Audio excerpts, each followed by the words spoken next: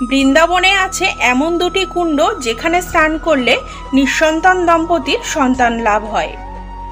একবার শ্রীকৃষ্ণ ব্রজের মাঠে গরু চড়াচ্ছিলেন।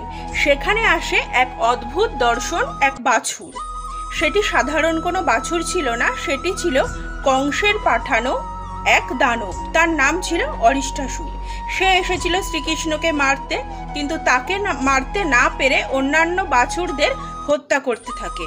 তখন শ্রীকৃষ্ণের সাথে অরিষ্টাসুরের যুদ্ধ হয়। তিনি অরিষ্টাসুরকে মাটিতে আছড়ে ফেলে হত্যা করেন। এই কথা রাধা জানতে পেরে বলেন যে যতই হোক সে দানব, কিন্তু এসেছিল তো বাছুরের বেশে। তোমাকে সব তীর্থের জলে স্নান করতে হবে, তাহলেই মিলবে মুক্তি। তখন শ্রীকৃষ্ণ বললেন, রাধে, সব তীর্থে কিভাবে স্নান করব, সেটা তো সম্ভব না।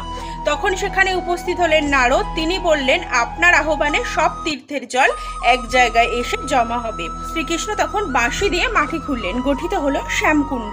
তার জল শ্রীকৃষ্ণের গায়ের মতো ঘন শ্যামবর্ণের। রাধিকা তার চুড়ি দিয়ে মাটি খুললেন, তৈরি হলো রাধাকুণ্ড। রাধাকুণ্ডের জল রাধিকার গায়ের মতোই শুভ্র এবং নীলবর্ণের। কথিত আছে এই দুই কুণ্ডতে স্নান করলে সকল পাপ ধুয়ে যায়। আপনি যদি রাধাকৃষ্ণের ভক্ত হয়ে থাকেন তাহলে অবশ্যই বলবেন রাধে রাধে।